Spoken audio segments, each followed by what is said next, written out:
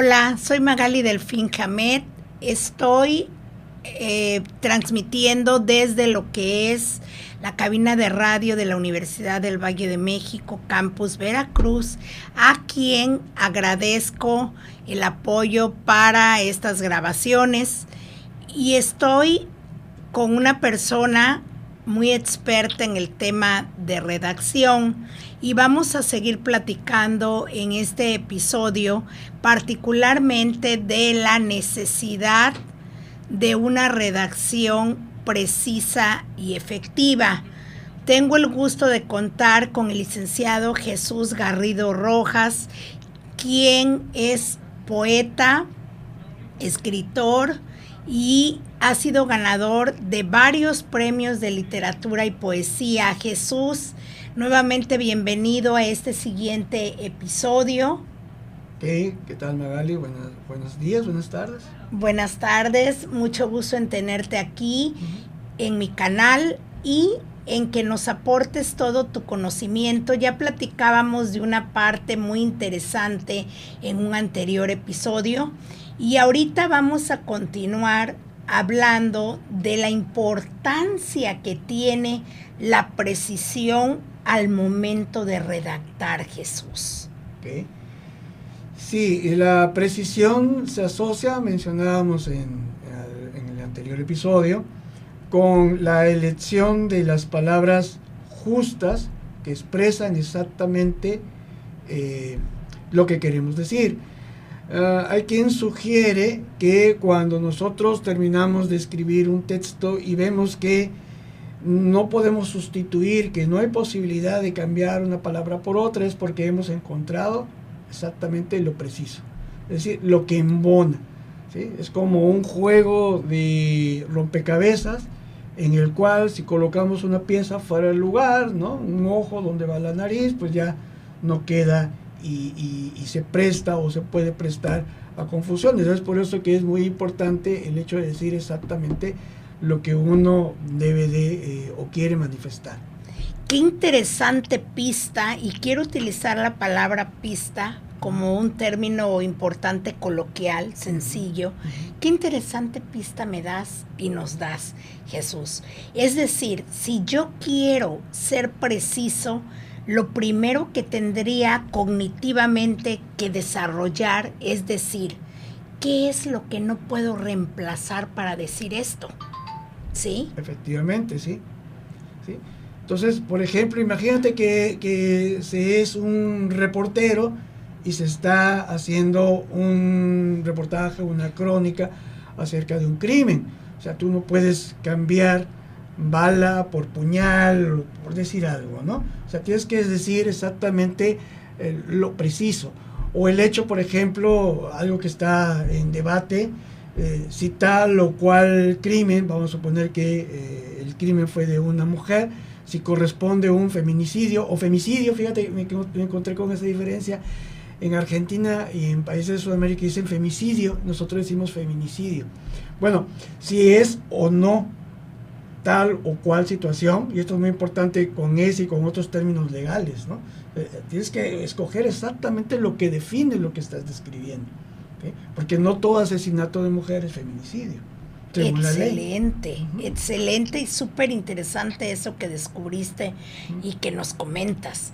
Y es que el aplicar más o menos o mal, inadecuadamente un término, puede hacer o puede ser la diferencia a que toda la redacción se pierda el sentido de la misma, no solo con un término, o se interprete de manera distinta, de manera desviada a la cual fue mi intención. Sí, y ahí entra, si vamos a leer textos que fueron escritos en otro tiempo o en otra cultura, entonces es donde tenemos que tener todavía mayor cuidado, ¿no? Porque, por ejemplo, pues yo soy católico y en muchos de las iglesias protestantes, vamos a meter con religión, pero no meterme en problemas, sugieren que pues en la religión católica no se lee lo suficientemente la Biblia, pero por ahí lo que pasa es que hay algunas indicaciones en que hay que tener cuidado en tomar al pie de la letra ciertas palabras, ¿no?, que se utilizan sobre todo en el Antiguo Testamento o en los Evangelios, porque no significan exactamente lo mismo antes que en nuestros tiempos, ¿no?, que en nuestros tiempos. Claro, el impacto de un escrito tiene mucho que ver entonces con el tiempo en el cual fue realizado o redactado. Ajá, por ejemplo, estaba yo pensando ahorita que mencioné esta cuestión de las interpretaciones, que también tiene que ver con la precisión. La precisión no solo redactora, sino interpretativa, o sea, lectora. Estaba yo pensando en Rousseau y otros escritores de la época de la Ilustración, en la cual ellos hacer algún comentario en torno a la educación de las mujeres, ¿no?, pueden parecer a nuestros ojos, ¿no?, revisionistas, como pues indudablemente supermachistas, ¿no? Están recomendando cierto tipo de instrucción a la mujer, que pasa por alto el hecho de que ellas puedan tener o ser profesionistas de su época, ¿no? Recomienda más las labores de su casa, ¿no?, que se les instruya en torno a la cocina, a la costura, etcétera. Entonces uno lo lee y dice, pues Rousseau, fulano era un machista. Pues es simplemente un producto de su tiempo, ¿no? De su contexto, de su época. Si él propone algo, pues a lo mejor diferente, ¿no? A lo mejor queda como nosotros por un héroe, pero es impracticable en su época, o fue impracticable en su momento, ¿no? Entonces, que cada quien es producto de su época, de su tiempo, y en ese contexto nosotros debemos de tratar de ser precisos para los que nos leen ahora, no para los que nos leyeron, los que pudieran leer atrás, que no se da, ni para los del futuro. Ya ellos se encargarán de deslindar esa diferencia que pudiera existir en los lenguajes. Y es por eso que muchos que escriben, y tú que eres escritor, y muchos que escribimos, podemos con el tiempo revisar algún escrito y decir, caray, ¿por qué puse esto? Esto lo pude hacer de manera diferente, ahora lo pienso diferente, pero es que no es el mismo momento, ni mi mismo contexto cuando escribí tal material que hoy, ¿no? Y por eso es bien válido situar el escrito en el contexto, en la precisión que tuvo en el momento. Algunos autores, fíjate, por ejemplo, hablando de literatura, estoy pensando, creo que, bueno, José Emilio Pacheco, que es un poeta mexicano, solía en sus nuevas publicaciones volver a publicar como parte del nuevo libro material anterior.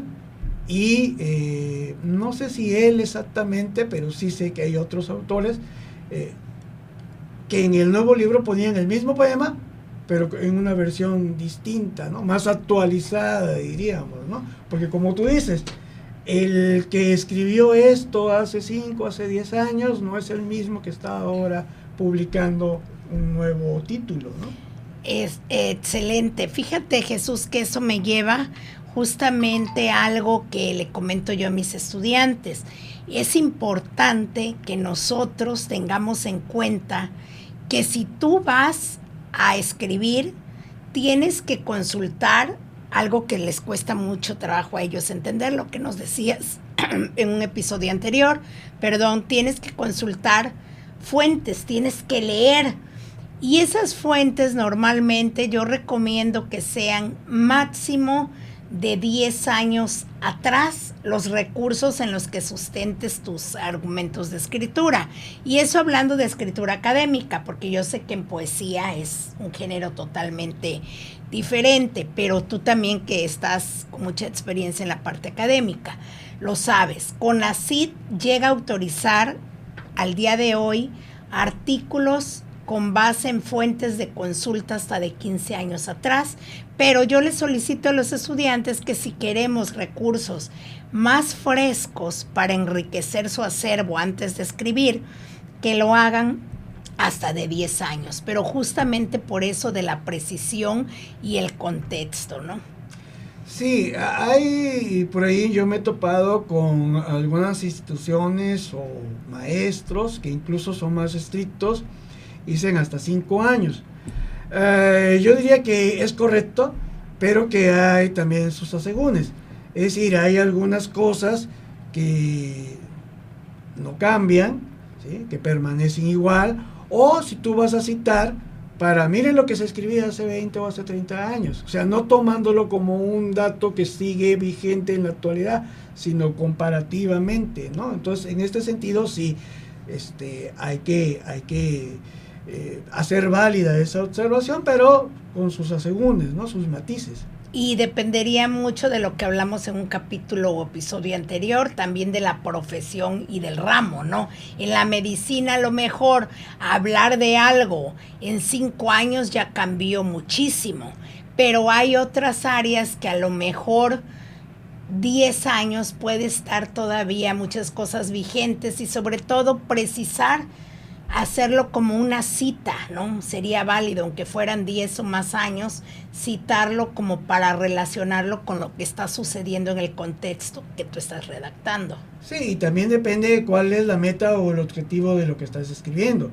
Si yo, por ejemplo, ahorita que dijiste medicina, efectivamente, algunos fármacos, algunas drogas, medicamentos, ya no se utilizan ahora, ni en la dosis, y a lo mejor ni siquiera ninguna dosis, ya caducaron, vaya, o sea, encontré una droga mejor, y si yo voy a citarlos, y si yo voy a ponerlos en un contexto de lo que se tiene que, o con lo que se combate una enfermedad hoy, estoy mal. Pero si estoy escribiendo un artículo acerca de la evolución o de la historia de la medicina, pues sí lo voy a tomar, ¿no? Y voy a decir, bueno, pues el mebendazol o X, ¿no? Se utilizaba antes, ya no se utiliza ahora, y digo cuándo fue descubierto y todo eso, porque mi intención no es ponerlo en un recetario o en un cuadro para recetarlo ahorita, sino historia de la medicina o antecedentes, etcétera. O sea, depende mucho del objetivo y del texto que estoy escribiendo.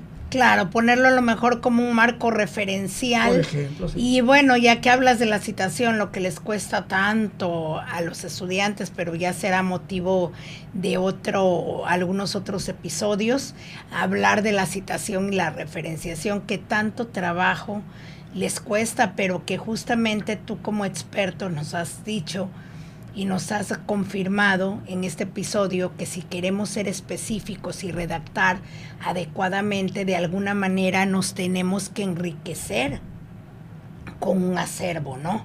Previo, tenemos que leer. Y es como vemos que la gente, Jesús, que mejor redacta, es gente que lee mucho.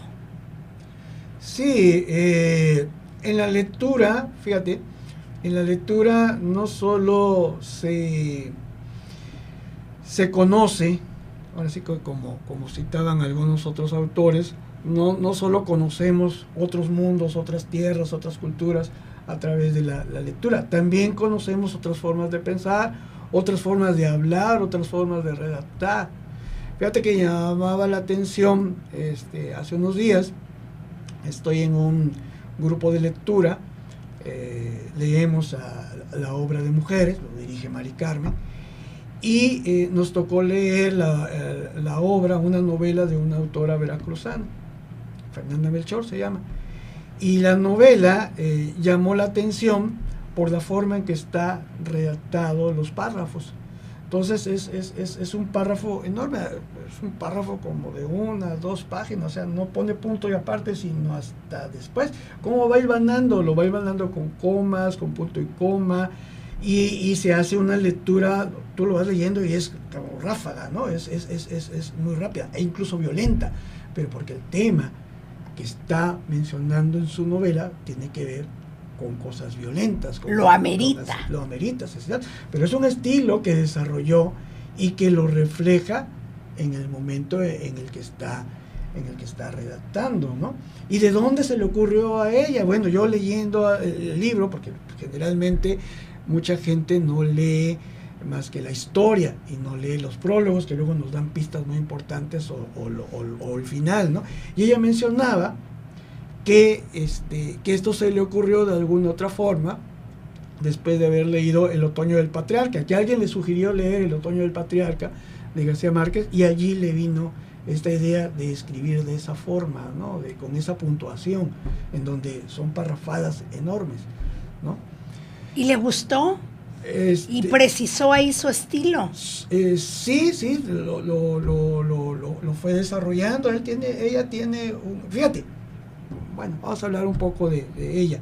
Yo la conocí desde, ahorita, digamos que ahorita está ella, Fernanda Melchor, está en un momento muy importante de reconocimiento a nivel nacional e internacional, pero yo la conocí cuando empezaba. Le invité a una lectura en un bar de aquí de Veracruz y le comentaba yo a Mari Carmen, fíjate que en algunos pasajes de este libro, que creo que es de hace 3 o 4 años o 2, ¿no?, me encontré a la Fernanda de hace 10 o 15, ¿no?, en la chatita, en la cantina donde leímos, ¿no?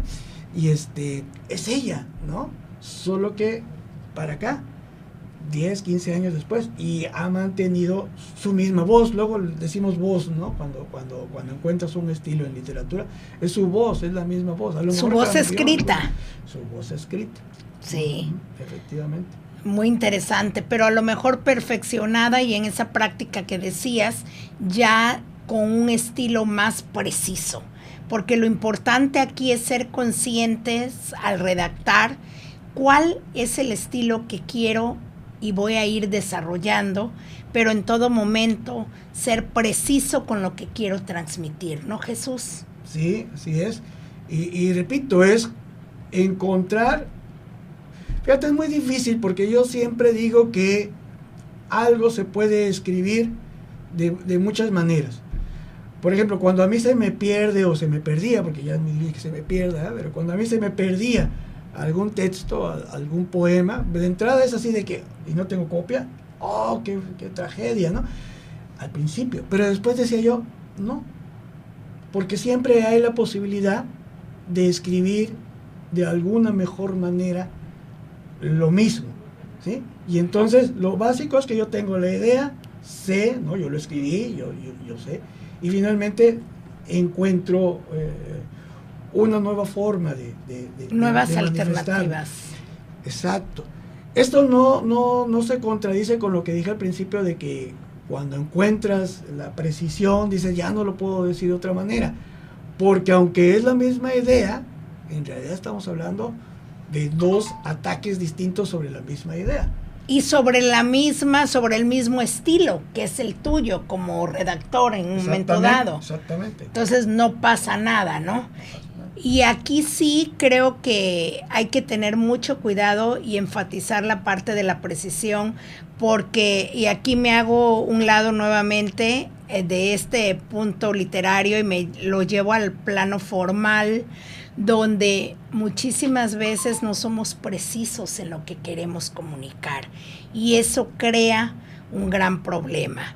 Recapitulando de este episodio, diríamos que redactar entonces adecuadamente, Jesús, tiene mucho que ver con establecer una precisión de lo que quiero decir, o sea, tener una claridad primero mental de lo que yo quiero decir, porque si yo no tengo claro lo que yo quiero transmitir, pues ya de ahí estoy iniciando mal.